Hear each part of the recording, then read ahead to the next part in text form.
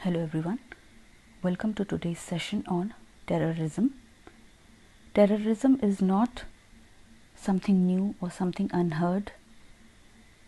All of you have heard about terrorism, not only because of national affairs, but also we have heard it in the news in different parts of the world. You must be knowing some facts, trends, features of terrorism.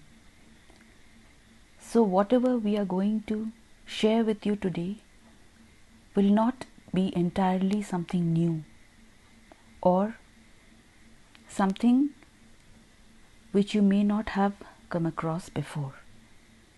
The purpose of today's session is to help you bring all these facts, trends, features together and help you build a holistic picture of this topic so that all the different parts of the puzzle are brought together.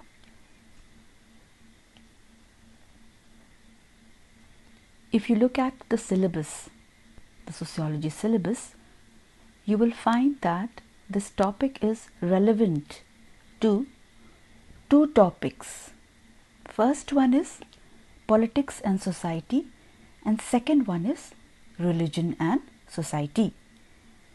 We will see how these topics are related to terrorism.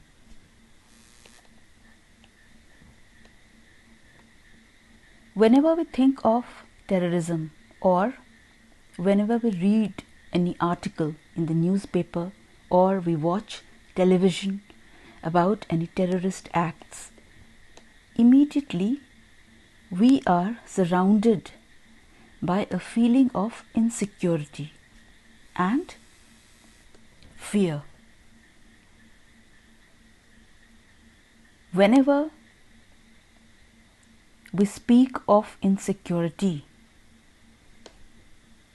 here we are not talking about insecurity of a person.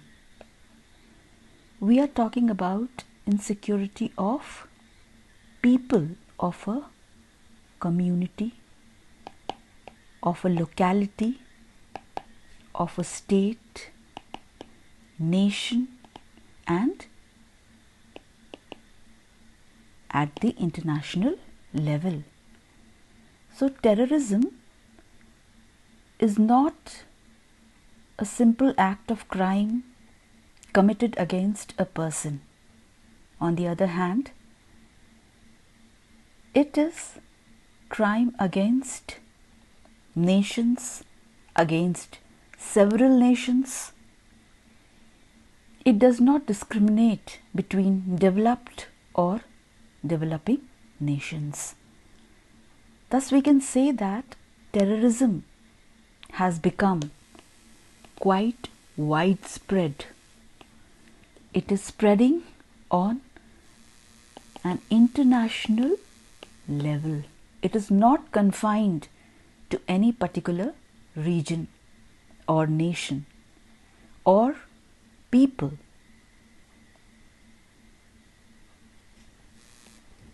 If we look back at the history of India, we would find the traces of terrorism in India.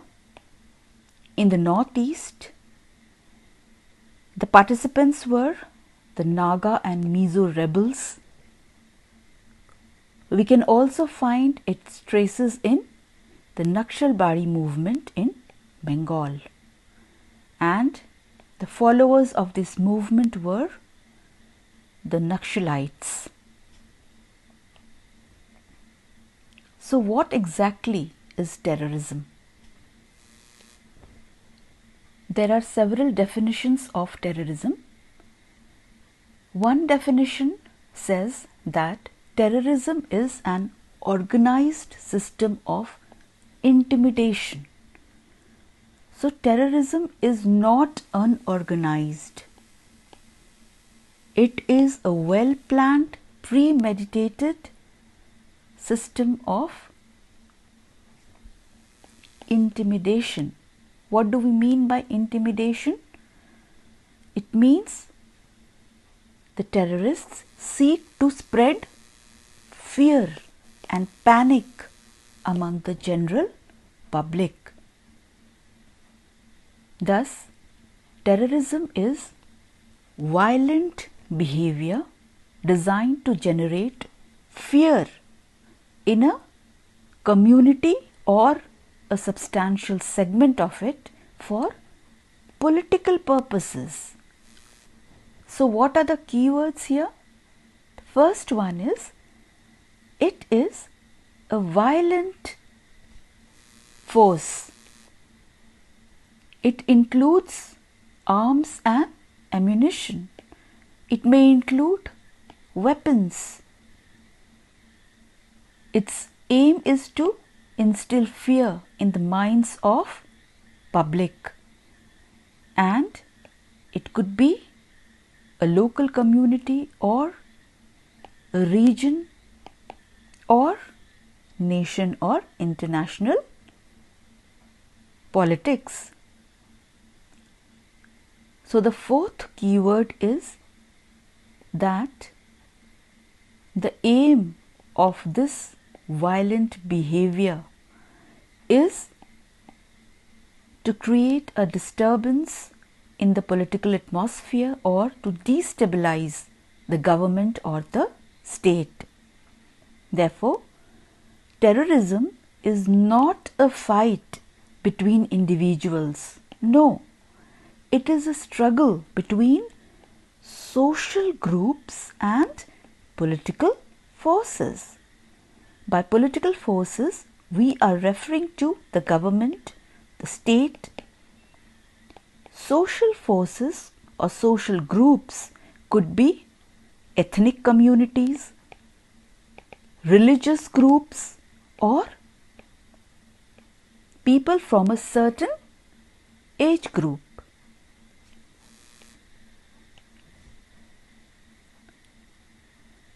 Here we have enlisted some of the terrorist activities. The first one is threatening, conspiring, or attempting to hijack airplanes, boats, buses, or other vehicles. We have read about hijacking of airplanes and buses and other vehicles. The second one is threatening, conspiring, or attempting to commit acts of violence on any protected persons, such as government officials.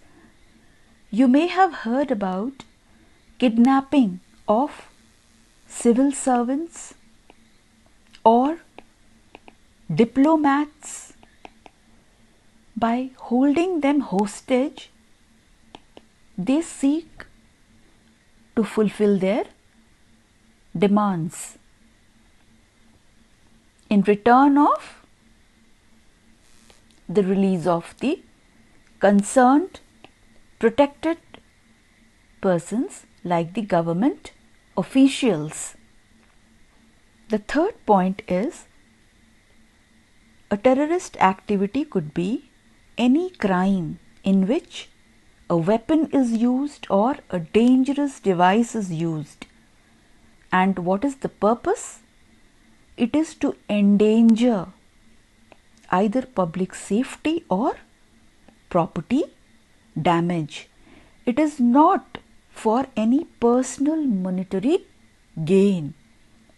Therefore, these are the major types of terrorist activities.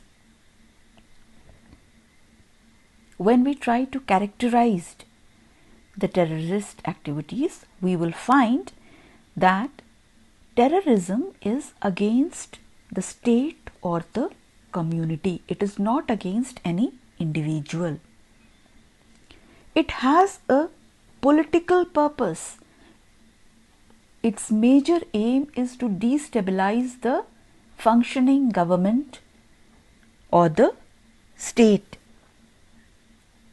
It is illegal and unlawful because it resorts to violence in order to get its demand fulfilled.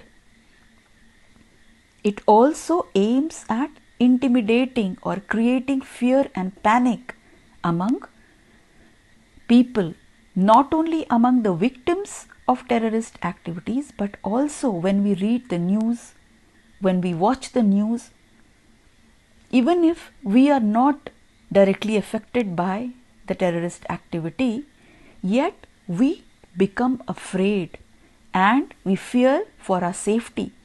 We start thinking, what if these terrorist activities start taking place in our native area or town or villages? And then it creates a sense of helplessness because we fear for this unpredictable activity, because there is no pattern. Terrorist activities are random. That is why we are unsure about our safety, and we also start lacking faith in the government. We do not think rationally and we simply react. We do not look at the whole picture of the terrorist activity and we are overwhelmed with fear. And how do we react? Some people would fight or some would simply flee. They will run away from the situation. So these are the features or characteristics of terrorism. Now, what are the objectives of terrorism? The major objective of terrorist activity is to cause the regime to react and also to overreact. Regime is referring to government or the state. So the major objective of a terrorist activity is to force the government to either react or overreact, because the public starts panicking, and that is why the government has to act quickly. It has to take decision quickly, and in this process it might overreact. The second objective is that the terrorist organization seeks to mobilize mass support for its movement or for its cause. By increasing fear among the people, some youth may start being in awe or they may start praising these terrorist activities, and some of them may get inspired by these activities and they may join these activities for their self-satisfaction. They may feel that they are working for a certain cause. Thus, a terrorist activities starts to appeal to certain sections of society. The third objective is that a terrorist activity or organization seeks to eliminate opponents and informers and remove any threat to the movement. So, it might use force or it might use violence to kill people who are against their cause. And because of this, what happens? The followers, they start becoming afraid of the terrorist organization and they start obeying because of fear of death. The fourth objective is that because of the terrorist activity, it is covered in all the major newspapers, in television, in mass media, in social media, and people start becoming aware of these activities and it magnifies or it enlarges their cause and strength because it is covered in all the communication channels all over the world. People become more aware and they start fearing this particular terrorist organization. So this gives power to the terrorist organization. Hence, the chief objective of a terrorist activity or terrorism is show of strength and to demonstrate the incapacity of the regime, that is government, to protect people and maintain order. People start doubting the government and they are not sure about their safety, about their protection, and they can also see a chaos in society. Now, how did terrorism originate? What was the origin of terrorism? Political terrorism as an instrument of power came of age during the French Revolution of 1793. You have heard about storming of Bastille prison. That was the turning point of politics and power.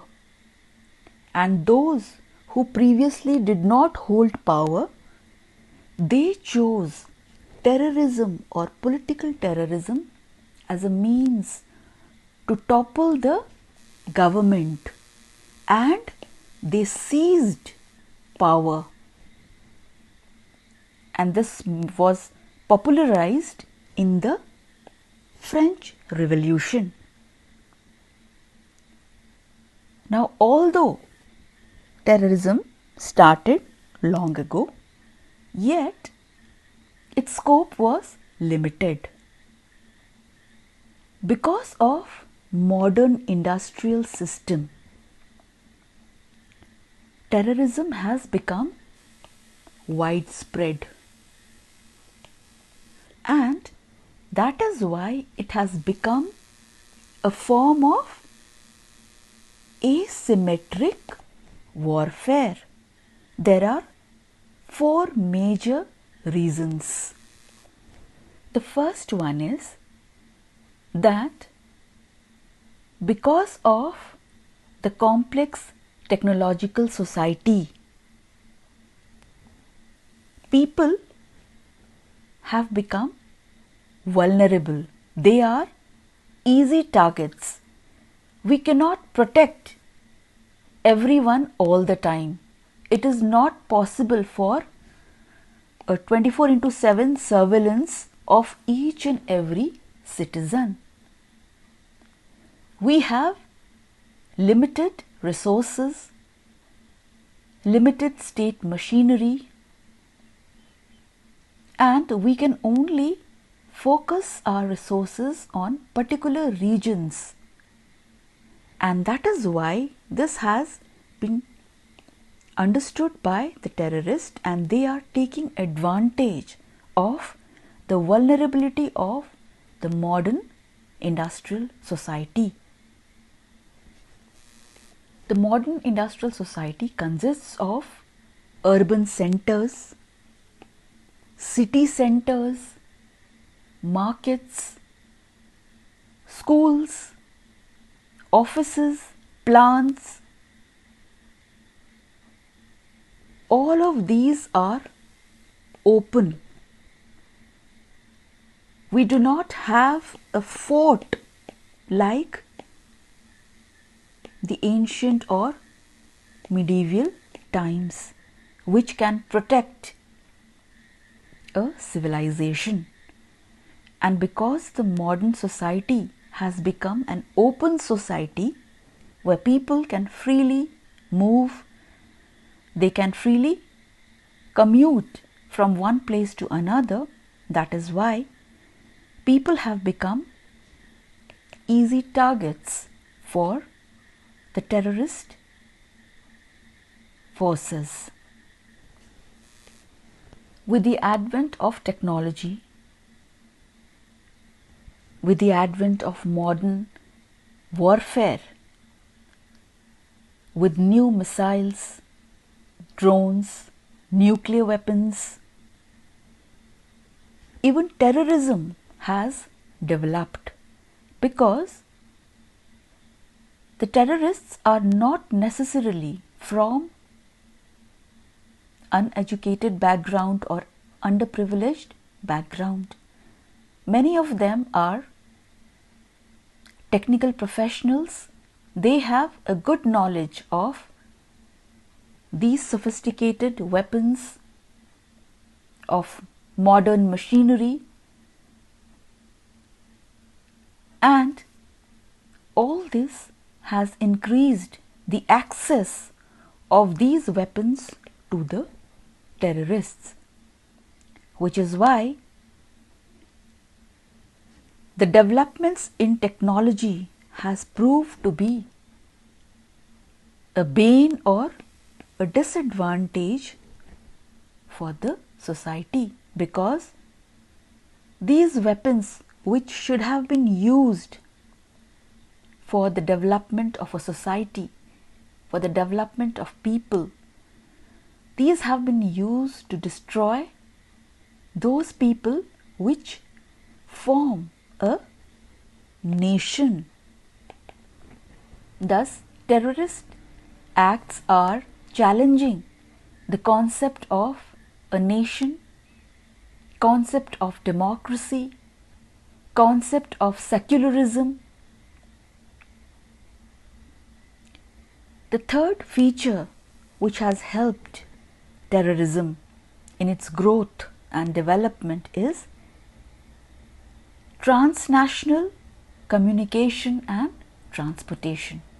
Today it is very easy to travel from one nation to another, from one place to another, from one community to another.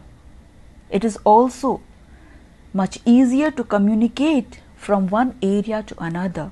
All this has facilitated the rapid growth of terrorist activities.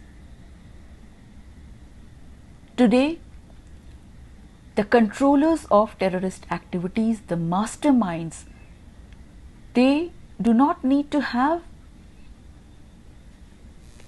to travel to the place of attack. The mastermind can sit in one corner of the world and direct the followers or the ones who will be carrying out the suicide bombing or bomb explosions or shooting. Therefore, communication and transportation has tilted the balance of terrorism in the favor of rebels or rebel forces. The fourth feature which has helped terrorism in its growth has been the wide audience which has been provided by mass media or even social media. Today, when a terrorist activity is carried on in one part of the world, the news travels immediately to other parts of the world, and this creates a fear or psychological impact on people of the world, and it helps the terrorists to impact the minds of people all over the world. It also inspires people belonging to other terrorist activities to carry on with their activities. Now, what are the different types of terrorism? The first type is state terrorism or proxy war. In this kind of terrorism, the state does not declare war, but it participates in certain terrorist activities in order to create fear among citizens. The second type is bioterrorism. Here, toxic chemicals or biological agents, they are used to terrorize people. They inflict a lot of damage on the victims. The third one is cyber terrorism. Today, in the age of technology, in the age of globalization, when all the activities are carried on because of information technology, the cyber terrorists, they attack this very concept of information technology, and thus they try to disrupt the economic activities, the political activities of different nations. The fourth type is eco-terrorism. Eco is referring to ecological or environmental. In this type of terrorist activity, the terrorists, they destroy the natural resources of the nation or the environmental resources of the nation, or they may also destroy industries, property, in order to disrupt the economic growth of the country. In the sixth type, we have nuclear terrorism. In this type of terrorism, the terrorists, they attack the nuclear facilities. So if we buy certain nuclear technologies in order to produce nuclear energy, the terrorists would try to disrupt this process of production of energy, and they might also try to get hold of nuclear technology in order to develop their own nuclear weapons, or they may also try to detonate nuclear bombs or release radioactive material so that it impacts the health of people. The final kind of terrorism is the narco-terrorism. By narco, we are referring to narcotics or drug trafficking. This is used by terrorists in order to fund their terrorist activities. When we look at the support base of terrorist activities, we would find that they have many supporters among the public. Who are these supporters? There is a section of people, or there are some people who support the ideology or cause of these terrorists. There are some people who support their methodology, which is violent. Some people would remain anonymous and they would provide money and material to the terrorist activities. Some would say that they are non-violent and they lead rallies in support of these terrorist activities. Some people would supply arms and ammunition. Some of them could be black marketeers or money launderers. There is a section of people which would provide shelter, or they would harbor these criminals in return for certain privileges.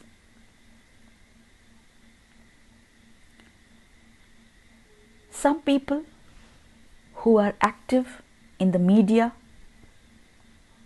they could be vocal, or they would write some articles in favor of these terrorist activities or in support of these terrorist activities.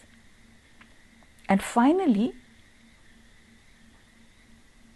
a section of people decides to actively participate in these terrorist activities, and this is a violent support. So you can see here that the intensity of support is increasing from being a mild supporter or a passive supporter to an active supporter of terrorist activities. When we look at India, we would see that the major section of society which has been attracted by terrorist activities is the youth. And these youngsters are, most of them, unemployed, or they are misguided, or they are idealistic. They believe in an ideal society. They believe that their ideals can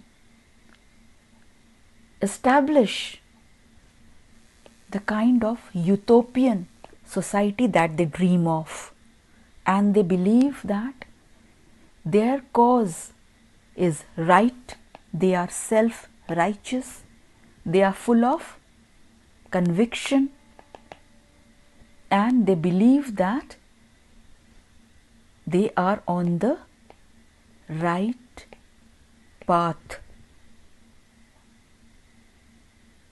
and they find their fulfillment or satisfaction in following or participating in terrorism. In India, terrorism is majorly of 4 types. The first one is ethno-nationalist terrorism. It is related to ethnicity, or it is carried out by ethnic groups which suffer from identity crisis. Some of them may feel that they are not being included, they may feel alienated, they may feel discriminated because of their ethnicity.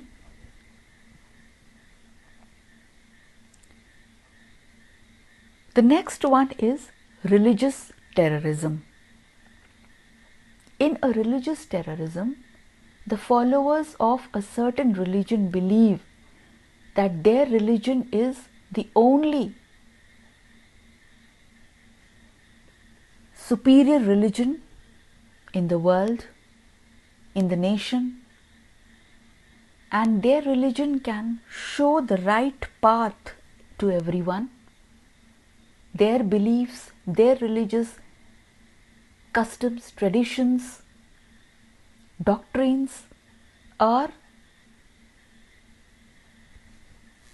the only way out for this world. They seek to establish a theocratic state, a state which is ruled by the doctrines or the scriptures of a particular religion. They do not believe in a secular nation. They believe in a nation which is ruled by the principles of their religion.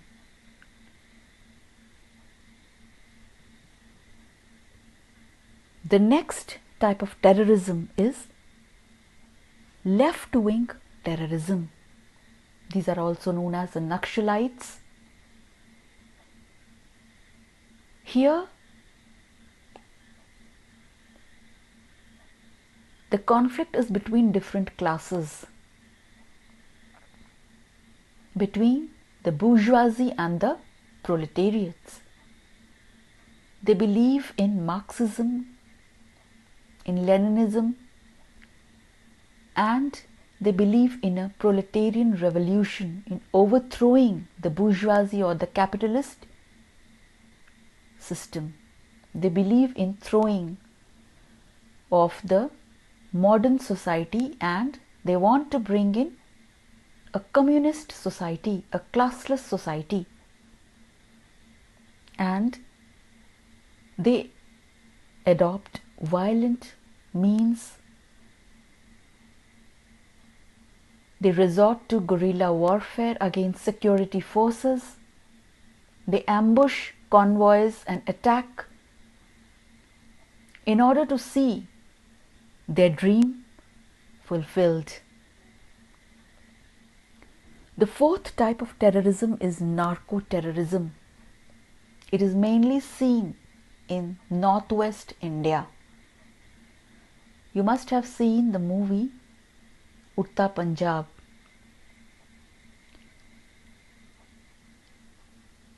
You will find that in this type of terrorism, mainly youth are involved. And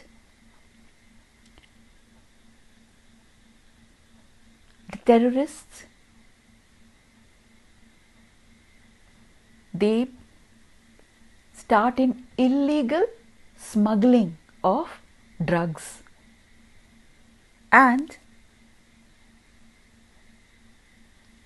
the youth of that area, they get addicted to these drugs.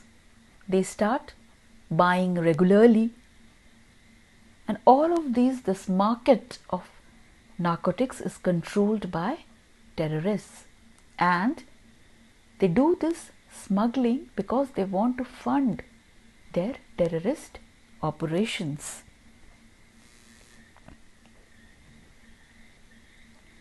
Some of the chief terrorist groups in India, as mentioned in the book Social Problems in India by Ram Ahuja, these are some of the major terrorist groups. In this, the Maoists are considered as terrorist groups because they have been formed as a result of merger of different Naxalites group. They are no longer confined to Bengal, but now they occupy what is known as the Red Corridor, comprising of various states of India, and mostly those states which are not developed, which are occupied by tribals, which are forested areas in which development is being thought to carry forward. Although the work of development has started, but because of obstacles by these terrorist groups, the development activity has not been completed. Even in villages, some of them, electricity is still not there. Schools are being blown off. Villagers are killed mercilessly. So, these are some of the chief terrorist groups.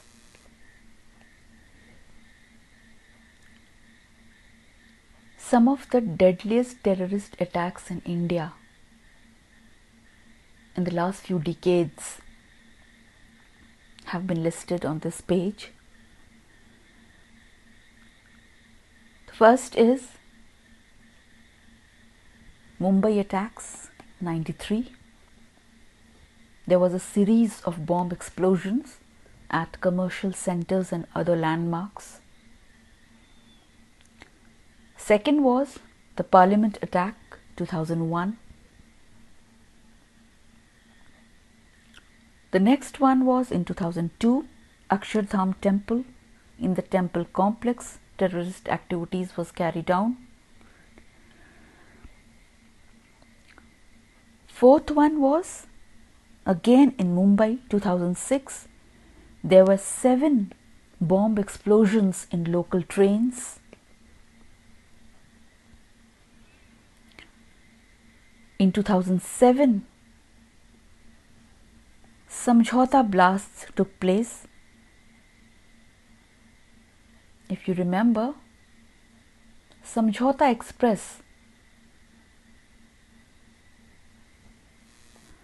used to travel from Delhi to Lahore. It would connect Delhi and Lahore, and thus it was a symbol of connection or people to people ties of two nations which were born out of partition. And it was a small effort by the people of both these nations to resolve their differences. And that is why bomb explosions took place in 2 unreserved coaches. The aim was to create fear among the people, to stop people from traveling from one nation to another. The next attack was in Mumbai, 26/11. There was a series of 12 coordinated shooting and bombing attacks, and it lasted 4 days. We may not remember or we may not know about these attacks, but all of us definitely would know about 26/11. It was all over in news, and we would stick to our television sets. We would be waiting for constant updates on the release of people, of the hostages. Many people died. And the latest one was in Pulwama, Kashmir, where a CRPF convoy was ambushed.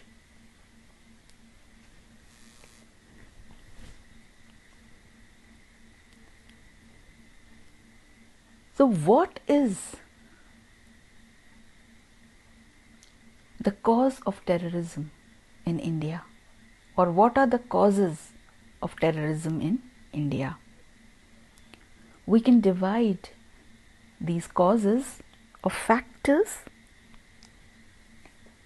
into 4 types.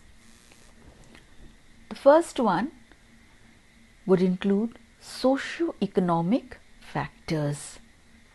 What are socio-economic factors? These causes could be unemployment, poverty, illiteracy, homelessness, lack of opportunity, wrong policies of the government, or incomplete implementation of the policies, or inequality of wealth, or deprivation of basic rights,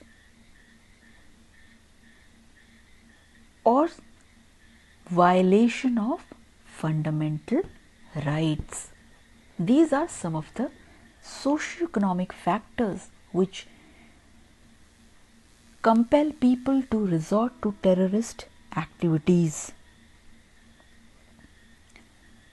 When they have no way out, then they are forced to embrace terrorism. The second one is referring to the political factors. When we speak of political factors, we can also consider economic dissatisfaction. When people are dissatisfied with the economy, they believe that the government is not doing enough for the economic development. They lose faith in the government.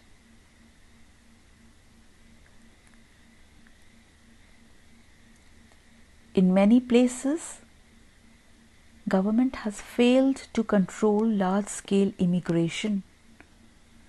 These immigrants have travelled to new areas and they have taken jobs which belong to a local community, as a result of which they are despised by the local people. This happens in migration too, because when people migrate from one area to another because their native place does not have enough jobs, then the state to which they travel has less jobs for the sons and daughters of the soil, and this might create resentment among the local community. The third are the regional factors. For example, in Punjab, there was a demand of Khalistan. In Jammu and Kashmir, the Muslims who were associated with different organizations, they had certain demands from the government, and when their demands were not fulfilled, they adopted terrorist activities. Another region was the Northeast, which felt excluded. It felt that it was separate because of a different ethnicity, and that is why the people of that area adopted terrorism. The final factor or cause of terrorism is related to religion. or fundamentalism. In this, people belonging to a certain religion, they want to establish a state which is ruled by their religion. They believe that their religion is superior and other religions are inferior. And that is why they want to establish their kind of state at any cost, even if it means killing people or even if it means adopting violent means. They feel justified and morally right. They feel they are righteous, doing the right thing or traveling on the right path. These extremists are also included under terrorists. When we look at the sociological perspective, we would find there are many theories which we can use to support our answers on terrorism. I have included only a few perspectives. You can always add to these perspectives. The first one is Merton's theory of deviance. How a certain section of society does not accept the ways and goals of a society and it starts becoming rebellious. Second perspective is Weber's charismatic authority. These terrorist activities, they have a charismatic figure who inspires and motivates the followers or carriers of these terrorist activities. Third one is Ulrich Beck's manufactured risk. According to Ulrich Beck, the modern industrial society is a risk society because the technology has brought a different kind of uncertainty. We cannot always predict the outcome of technological advancement. This technology which we have formed or which we have brought because of different inventions and discoveries, although we have encouraged its development for the growth of a nation or development, but as seen in the World Trade Center attack, the 9/11 attacks, suicide bombers used that very technology in order to fly their aircrafts to the trade centers. So the outcome of technology cannot always be predicted. A modern industrial society has many such risks. We can also apply Durkheim's anomie. Because of decline in norms in society, the youth has nothing to hold on to. The youth has become misguided, disoriented, and it has tried to find its meaning in terrorist activities. So anomie or normlessness can cause certain section of people to behave in unpredictable ways. We also have Marx's alienation. This can be applied to the modern capitalist system. It supports the class enmity. It supports the cause of Naxalites, of the Maoists, and it gives them a conviction of carrying out the proletarian revolution. And finally, we can also apply the theory of relative deprivation, because in terrorism, the sections of people who get involved in terrorist activities, they feel deprived in many ways. And this deprivation is not absolute but relative, because there is a comparison between their condition and others. It could be because of different economic condition, different opportunities, different wages, different job securities.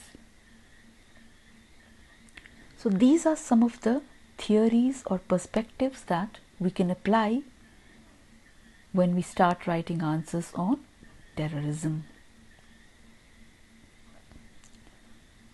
So what action is required to check terrorism?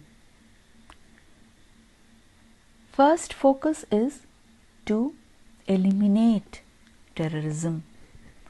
For this we require punishment, stringent laws. We also need to strengthen our intelligence services. For this we want the state governments to be vigilant, to follow up security alerts. We also require the police force to be trained properly, and a proper coordination among different ministries is also required. The citizens also have a role to play, because they can provide information about suspicious activities. Apart from these actions, which are related to police and military measures, there are certain socio-political issues which also need to be tackled. What are these? These are related to social inclusion of different ethnic groups, the underprivileged, the youth, provision of employment opportunities to all, then security for the informal sector. There is also need for proper implementation of government policies, and to check radicalization of the youth, to give them a proper direction, to involve them in nation building activities, in government projects, in proper counseling. Steps should also be taken to prevent any kind of discrimination based on caste, religion, race, region. And in case of migrants, it is required that jobs are provided for them along with local people also.